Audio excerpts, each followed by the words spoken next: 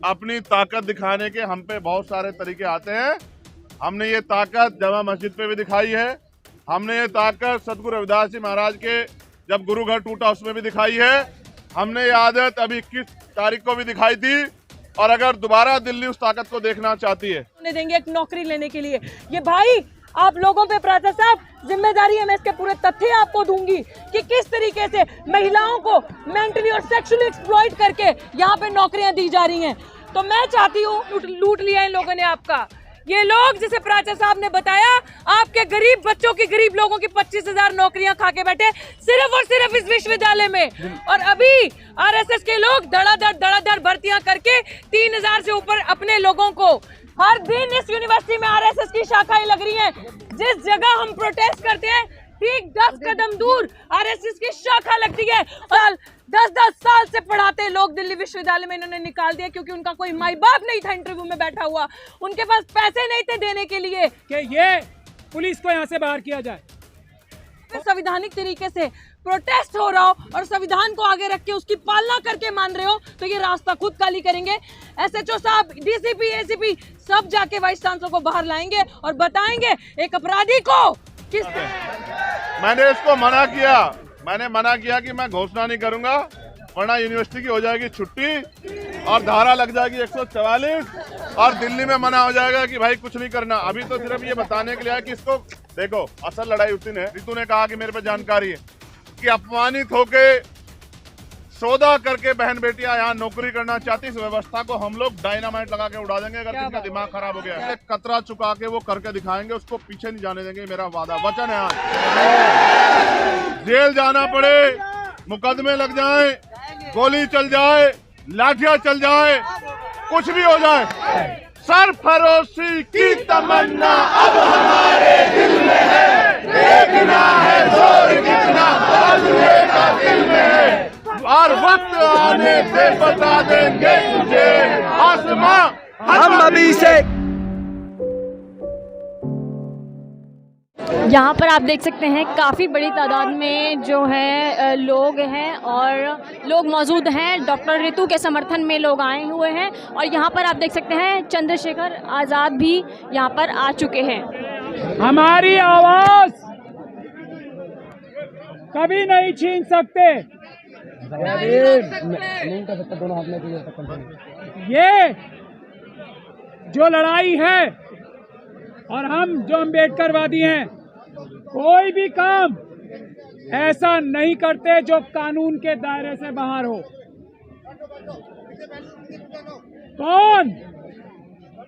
कौन कानून पे चल रहा है, कौन कानून पे नहीं चल रहा है, इसका मापदंड तय करने के लिए ये देखा जाना चाहिए कि हम लोग क्या कर रहे हैं। जो हम लोग कर रहे हैं वही संवैधानिक रास्ता है। जो अम्बेडकरवादी नहीं है वो जो करते हैं वो गैर संवैधानिक, गैर कानूनी काम होता है।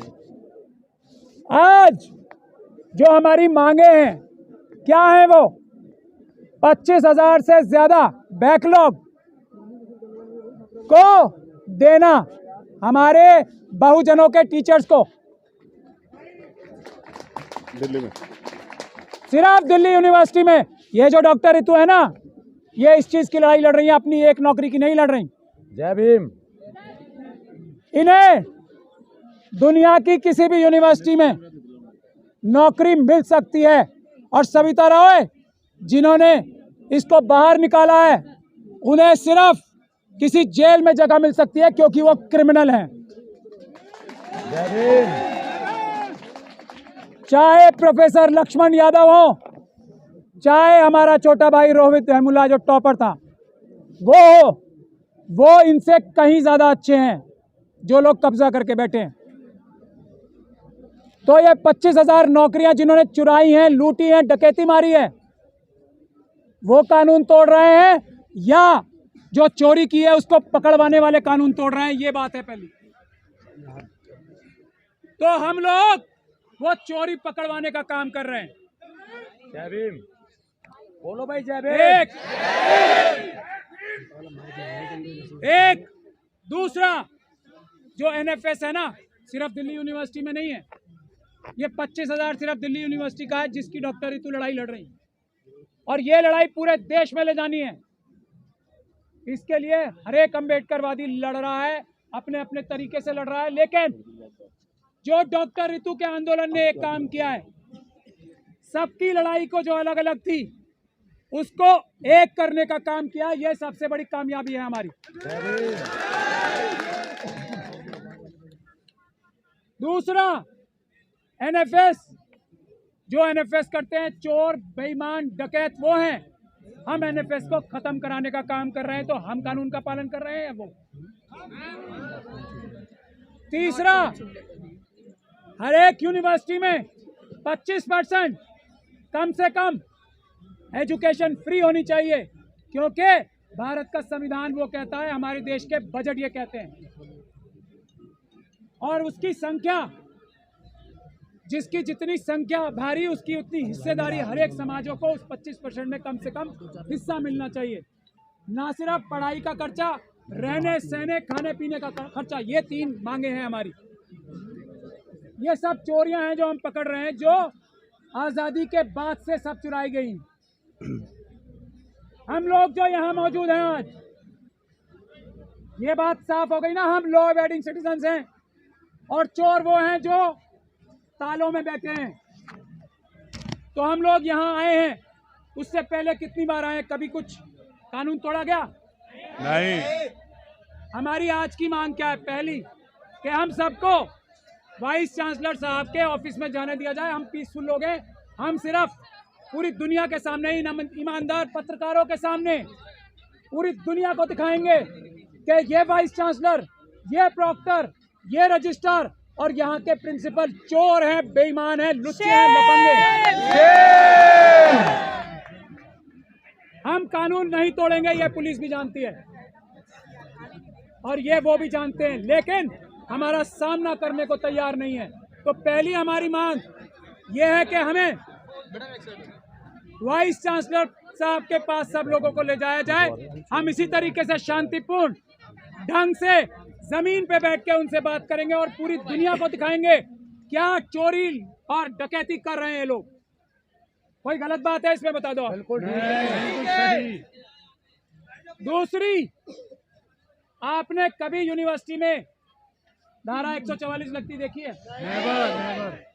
किसी वाइस चांसलर, देखिए यूनिवर्सिटी का कानून ये है, वाइस चांसलर यूनिवर्सिटी प्रशासन के परमिशन लिए बगैर पुलिस यूनिवर्सिटी में घुस नहीं सकती है। क्या है? इस पुलिस को वाइस चांसलर साहब अपने मसलमैन यानी के बाहुबली की तरह प्रयोग कर रहे हैं। ये क्या उचित है? नहीं।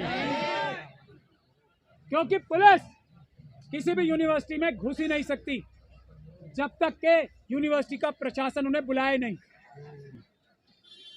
तो हमारी तीसरी मांग ये है आज की कि ये पुलिस को यहां से बाहर किया जाए।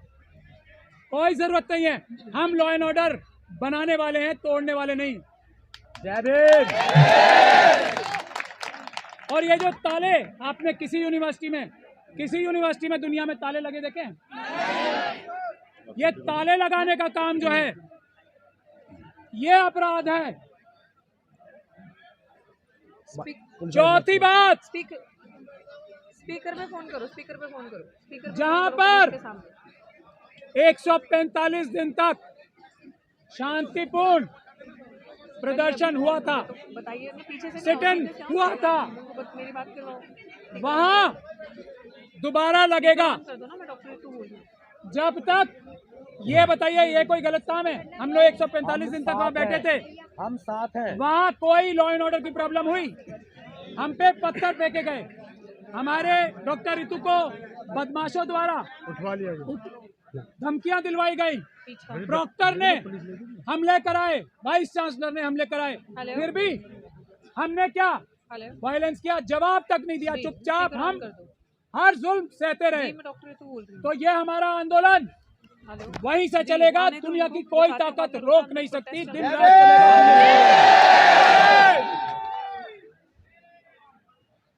अगर इनमें से कोई भी मांग हमारी गैर कानूनी है तो हमें कोई भी आके यहाँ बताए, और अगर नहीं बता सकता तो हमें रोक भी नहीं सकता। ऐसा मेरा निवेदन है आप सब लोगों से।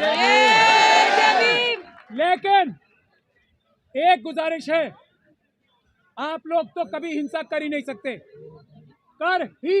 सकते, क्योंकि आप अम्बेडकरवादी हो। ये बात हमें सही तरह पता है, पूरी दुनिया को पता है। जो आरएसएस के लोग हिंसा करेंगे या करते हैं, उनकी भी भड़कावे में आपको नहीं आना है। कुछ भी करें वो, हमारे ऊपर पत्थर फेंके, डंडे चलाएं, लाठी चलाएं, आप लोगों को अपनी बहादुरी दिखानी है। हिंसा नहीं होने दे, ऐसा अपने आप की बहादुरी हमें दिखानी है। किसी भी हालत में इतनी सी भी हिंसा हम आरएसएस के लोगों को ना करने दें, ये हमारी जिम्मेदारी है। हम साथ हैं, हम साथ हैं, हम साथ हैं, बस।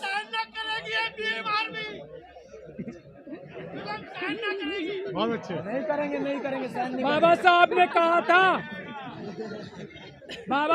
कहा था 1000 तलवारों से ज्यादा ताकतवर एक कलम है, वो संविधान। ये संविधान 1000 तलवारों से, 1000 बंदूकों से ज्यादा ताकतवर है।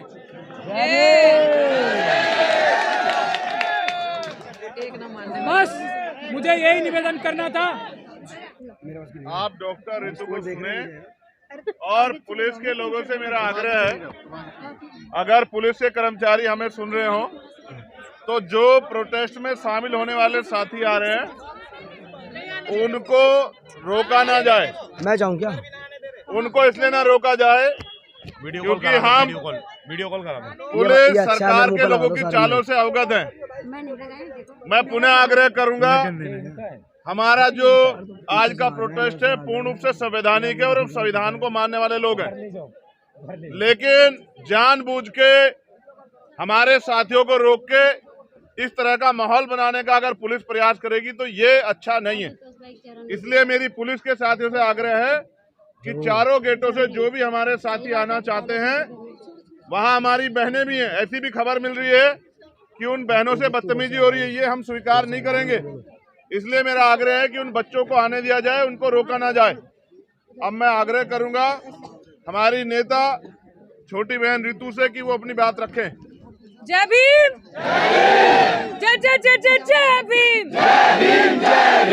सबसे पहले जितने पुलिस के साथी के पीछे खड़े हैं, हमने 145 दिन धरना किया और बिल्कुल लॉ एंड ऑर्डर मेंटेन करके किया। ये एसएचओ साहब सुन लो, कोई भी साथी हमारा रुकना नहीं चाहिए। और जैसे भाई ने अभी कहा कि अगर कोई किसी महिला के साथ बदतमीजी कर रहा है और अगर आपने महिलाओं को वहां रोक के रखा है तो इसका नतीजा भुगतने के लिए फिर आप तैयार रहना, ये आपको देखना पड़ेगा। लॉ एंड ऑर्डर आप तोड़ रहे हो, हम नहीं। ये चीज मैं बार बार बता दूं। दूसरा साथियों, बड़ी इंपॉर्टेंट बात, जैसे प्राचा साहब ने कहा, हम लोग संविधान को मानने वाले हैं, संविधान की हिफाजत करने वाले हैं। हम लोग कानून को कभी हाथ में नहीं लेंगे, ना तोड़ेंगे। तो अब ये चीज देखना कि आपके बीच में बहुत सारे वाइस चांसलर ने, आरएसएस वालों ने अपने दलाल छोड़े होंगे जो अराजक तत्व पीस को भंग करेंगे। आप सबको उस चीज को मेंटेन करके चलना है, वो अपना काम करेंगे, हमें अपनी मंजिल को क्लियर रखना है। क्यों जरूरी है? सब कुछ लूट लिया इन लोगों ने आपका। ये लोग, जैसे प्राचा साहब ने बताया, आपके गरीब बच्चों की, गरीब लोगों की 25,000 नौकरियां खा के बैठे सिर्फ और सिर्फ इस विश्वविद्यालय में। और अभी आरएसएस के लोग धड़ाधड़ भर्तियां करके 3,000 से ऊपर अपने लोगों को, अपने लोग जो गुलाम दलित भी, जिनमें से हमारे समाज के लोग भी, और कुछ ऐसी चीजें सामने आई हैं, फर्जी SC ST OBC के सर्टिफिकेट बनाकर उनको नौकरियां दी हैं। ये लड़ाई अब हमारे मान सम्मान की है, अब समझौता नहीं होगा। ये पहली बार दिल्ली विश्वविद्यालय में ऐसा नीली क्रांति का इनकलाब आया, फैसला आपको करना है, ये और कहीं नहीं है। इस यूनिवर्सिटी का हर दिन इस यूनिवर्सिटी का भगवाकरण हो रहा है। हर दिन इस यूनिवर्सिटी में शाखाएं लग रही हैं, हर दिन इस यूनिवर्सिटी में आरएसएस की शाखाएं लग रही हैं। जिस जगह हम प्रोटेस्ट करते हैं, ठीक 10 कदम दूर आरएसएस की शाखा लगती है। और यही पुलिस कर्मी जो खाकी के अंदर भगवा पहनकर उन लोगों को कुछ नहीं कहते और हम लोगों को रोका जाता है यूनिवर्सिटी के अंदर जाने से, यूनिवर्सिटी में अपनी बात रखने से, हक की लड़ाई, सम्मान की लड़ाई लड़ने से। एक अपराधी आप सबके सामने, सविता रॉय, अभी भी अपनी कुर्सी पे कार्यरत है। आप समझ सकते हैं, इसी अमित शाह पुलिस ने चार्जशीट जमा किया उस अपराधी पे। तो आज मैं अपने साथियों से, भाई चंद्रशेखर आजाद से, एडवोकेट महमूद प्राचा जी, जिनकी वजह से आज ये लड़ाई हम इतने मजबूती से लड़ पा रहे हैं, जिन्होंने हमें लड़ना सिखाया, झुकना नहीं सिखाया। बाकी मेरे भाई अभिजीत जाटव जी, भाई सतपाल जी, सब यहाँ पे हैं। माफ करना अगर किसी का नाम नहीं ले पा रही हूँ, भूल गई। सब ये जो क्रांति अभी यहाँ होने जा रही है साथियों, याद रखना, पहले दिन कहा था सर पे कफन बांध के आए हैं, सफेद नहीं नीला। वापसी का रास्ता हमने नहीं देखा, अब आर पार की बात है। हमारे हाथ में संविधान है। इन लोगों ने, आपके जो शरीफ लोग, शायद उनकी आवाज मेरे जितनी बुलंद नहीं होगी, शायद उनकी आवाज मेरे जितनी ताकतवर नहीं होगी, पता नहीं क्या मजबूरी होगी उनकी कि अगर 10 लोगों का परिवार है तो एक इंसान कमाने खाने वाला है। उन लोगों की थाली से निवाला छीना इन लोगों ने। 22-22 साल, 15-15 साल, 10-10 साल से पढ़ाते लोग दिल्ली विश्वविद्यालय में इन्होंने निकाल दिया क्योंकि उनका कोई माई बाप नहीं था इंटरव्यू में बैठा हुआ, उनके पास पैसे नहीं थे देने के लिए। और एक बड़ी खबर पूरे सबूतों के साथ मैं आपको बताती हूँ भाई, आपके भी संज्ञान में ला रही हूँ। एक रामजस कॉलेज, इस लाल बत्ती पे रामजस कॉलेज में चेयरमैन के साथ सेटिंग करके सब सबूत है हमारे पास। वो काम हम नहीं कर सकते। हमारे बाबा साहब ने बोला है संघर्ष करो, शिक्षित बनो, पढ़ो लिखो। हम नहीं किसी को फोन कॉल आधी रात को 1800 फोन कॉल करके और हम नौकरी लें, हमारे अंदर वो चीजें नहीं है। हम गुलामी नहीं करेंगे, हम अपने कैरेक्टर से समझौता नहीं करेंगे। लेकिन यहाँ पे इस तरीके से नौकरियां दी जा रही हैं, इस तरीके से पैसे से और महिलाओं के मान सम्मान से खेलकर, और हमारे मान सम्मान की लड़ाई हम लड़ेंगे। हम अपनी किसी भी बहन को ऐसा गंदा काम करने के लिए मजबूर नहीं होने देंगे एक नौकरी लेने के लिए। ये भाई आप लोगों पे प्राचा साहब जिम्मेदारी है, मैं इसके पूरे तथ्य आपको दूंगी कि किस तरीके से महिलाओं को मेंटली और सेक्सुअली एक्सप्लॉइट करके यहाँ पे नौकरियां दी जा रही हैं। तो मैं चाहती हूँ, अरे रुक जाओ रे, रुक जाओ,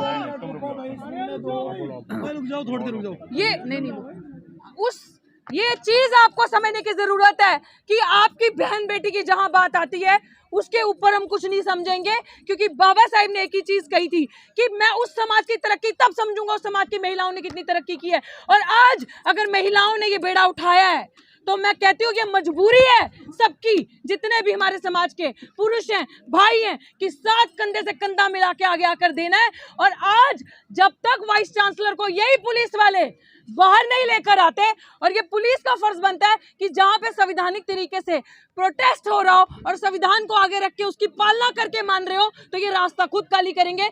SHO साहब, DCP, ACP सब जाके वाइस चांसलर को बाहर लाएंगे और बताएंगे एक अपराधी को किस तरीके से उन्होंने अभी तक कुर्सी पे कार्यरत रखा हुआ है। यही आप सबसे कहूंगी, पीस को मेंटेन करके रखना है और हम इसी दरवाजे से अंदर जाएंगे।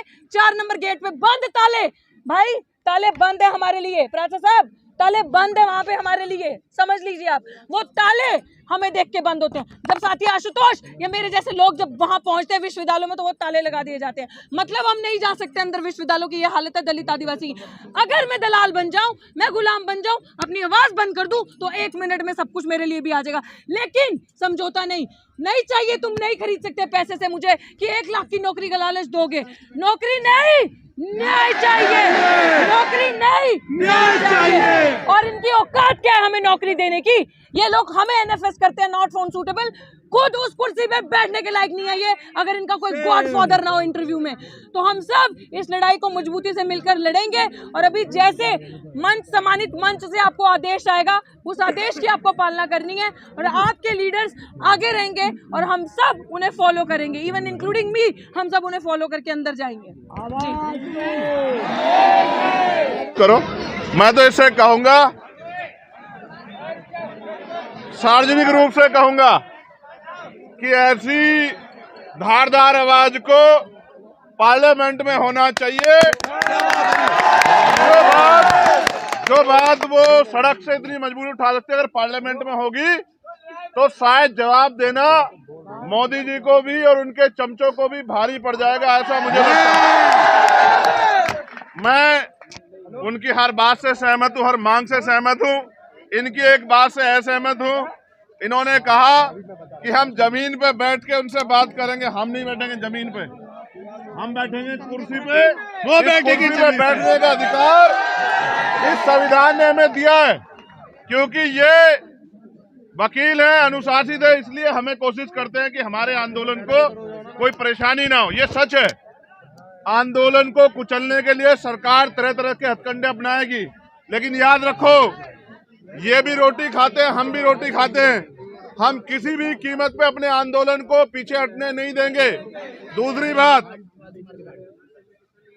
मैंने एक मांग की थी कि जो लोग सड़क पे हैं उनको आने दिया जाए। मेरा ऐसा विश्वास है कि हमारी बात को सुना गया होगा। अब हम जो आगे की हमारी तैयारी है, हम लोग उस पर चलेंगे। और फिर आपसे कह रहा हूं, एक दिन में कोई लड़ाई नहीं जीती जाती, कोई लड़ाई नहीं। अभी तो आप ये चाहते हो कि वो गिरफ्तार हो जाए, अभी तो उनको सजा मिलेगी। अभी लड़ाई बहुत लंबी है। हमारे लोग एक बार में सोच लेते हैं कि लड़ाई खत्म हो गई। अभी आपको कई बार अपनी ताकत का प्रदर्शन करना पड़ेगा। और मैं एक और छोटी बात कहता हूँ, छोटी इसलिए कह रहा हूँ क्योंकि बड़ी बात कह के कुछ होता नहीं है। अगर आज से काम नहीं चलेगा तो फिर हमें अपनी ताकत दिखाने के हम पे बहुत सारे तरीके आते हैं। हमने ये ताकत जामा मस्जिद पे भी दिखाई है, हमने ये ताकत सतगुरु रविदास जी महाराज के जब गुरु घर टूटा उसमें भी दिखाई है, हमने ये आदत अभी 21 तारीख को भी दिखाई थी। और अगर दोबारा दिल्ली उस ताकत को देखना चाहती है तो दिल्ली का स्वागत, दोनों हाथ से स्वागत है। इतिहास गवाह है, इतिहास गवाह है, जिस दिन हम दिल्ली आते हैं ताकत से, उस दिन के बाद दिल्ली में अच्छे अच्छों के दांत खट्टे हो जाते हैं। मैंने इसको मना किया, मैंने मना किया कि मैं घोषणा नहीं करूंगा, वरना यूनिवर्सिटी की हो जाएगी छुट्टी और धारा लग जाएगी 144 और दिल्ली में मना हो जाएगा कि भाई कुछ नहीं करना। अभी तो सिर्फ ये बताने के लिए है कि इसको देखो, असल लड़ाई उस दिन है। ये तो लड़ी रही है, बोल भी रही है, और भाई सब लोग इसके साथ है, भीम आर्मी बीएसएफ के लोग भी साथ है, लेकिन इसके आंसू नहीं देख पाया मैं। देखो सच बात ये, बहनों को रोते हुए देखना ये मेरे बस की बात नहीं है। जब ये उस दिन रोई ना तो ऐसा लगा कि क्या कर दें। और हिमांशु जानते हैं इस बात को, मैंने 1 तारीख को कहा था हिमांशु से कि एक दिन का मैं समय निकाल के आता हूँ, लोकसभा से चलेंगे, लेकिन उससे पहले ही सब गड़बड़ हो गया। देखो वो बहुत तेज है, हमारे फोन सुन रहे हैं महमूद भाई, उनको पता लग जाता है कि कब हम क्या करने वाले, इसलिए पहले तैयारी कर लेते हैं। उन्होंने ये आंदोलन कुचला इसलिए, उसको हटाया इसलिए, चोरी डकैती इसलिए की कि आंदोलन पड़ा पड़ा पत्थर ताकतवर हो जाता है। ये तो जिंदा लोगों का आंदोलन है। तो मेरा विश्वास है कि आंदोलन वहीं चलेगा, पूरे जोर शोर से चलेगा और आंदोलन जीतेगा भी, क्योंकि सबसे बड़ी ताकत हमारे पास संविधान है। इस संविधान के जरिए हम उनको सजा भी कराएंगे और जो 25,000 वैकेंसियां बैकलॉग बाकी है उसको पूरा भी कराएंगे। और यूनिवर्सिटियों में जो एक और बात बताई तथ्यों के साथ, रितु ने कहा कि मेरे पे जानकारी है कि अपमानित होके सौदा करके बहन बेटियां यहाँ नौकरी करना चाहती, इस व्यवस्था को हम लोग डायनामाइट लगा के उड़ा देंगे अगर किसी का दिमाग खराब हो गया। हम दिखावे के लिए नहीं करते हैं कि हम बहन बेटियों का सम्मान करते हैं। हम भाजपा आरएसएस के लोगों की तरह नहीं है, हम सम्मान दिल से करते हैं और करते रहेंगे। और हमें तो बाबा साहब अम्बेडकर ने यह शिक्षा दी है कि किसी भी समाज की तरक्की उस समाज में रहने वाली महिलाओं की तरक्की से मैं मापता हूँ कि उस समाज की, उस प्रदेश की, देश की कितनी तरक्की हुई है। इसलिए अब जो आदेश होगा, जो लोग लीड कर रहे हैं, आज मैं आगे कहूं कि मेरे हिसाब से करो, ये मेरी आदत नहीं है। मैं रितु से कहूंगा जो आज वो कहेगी हम अपनी खून का एक कतरा चुका के वो करके दिखाएंगे, उसको पीछे नहीं जाने देंगे, मेरा वादा वचन है। आज जेल जाना पड़े, मुकदमे लग जाए, गोली चल जाए, लाठियां चल जाए, कुछ भी हो जाए, दम है तेरे दमन में कितना, देख लिया है देखेंगे। दम है तेरे दमन में कितना, देख लिया है देखेंगे। सरफरोशी की तमन्ना अब हमारे दिल में है, देखना है जोर कितना बाजुए का दिल में है। और वक्त आने पे बता देंगे तुझे आसमां, हम अभी से क्या बताएं क्या हमारे दिल में है। दिल में जिस दिन ताकत होगी दिल में क्या है वो तो बताएंगे, करके दिखाएंगे, लेकिन अभी तो लड़ेंगे। नहीं, एक मिनट, एक आग्रह है, आंदोलन तब कामयाब होता है जब वो अनुशासित होता है। आगे चलेंगी बहनें, कौन चलेगा आगे? और बहनों से 3 फीट की दूरी बना के चलेंगे हम लोग। मीडिया वाले अगर कोई शक्ल दिखाने, फोटो खिंचवाने, माइक के आगे खड़ा होने आया है अलग बात है, अगर कोई मदद करने आया है तो फिर अनुशासन में चलना। ऐसा नहीं कि भाग भाग के आगे जाओ। वो इस बात से आइडिया लगा लेंगे कि ये जिम्मेदार लोग नहीं है। जिम्मेदार बनो, नहीं बनोगे कुचले जाओगे। एक एक करके सबका नंबर आएगा। इसलिए धन्यवाद और आपसे आग्रह कि जैसा ऋतु आदेश करेगी, हमारे दोनों लीडर महेश भाई, हिमांशु जी और नरेंद्र भिकूराम जैन साहब, ये तीनों हमें गाइड करेंगे। हम इनके हिसाब से ऋतु की बात के साथ आगे बढ़ेंगे। धन्यवाद। ये सभी लोग अंदर जाने की कोशिश कर रहे हैं क्योंकि यहाँ पे बैरिकेडिंग लगाकर के लिए रास्ता रोक दिया गया है।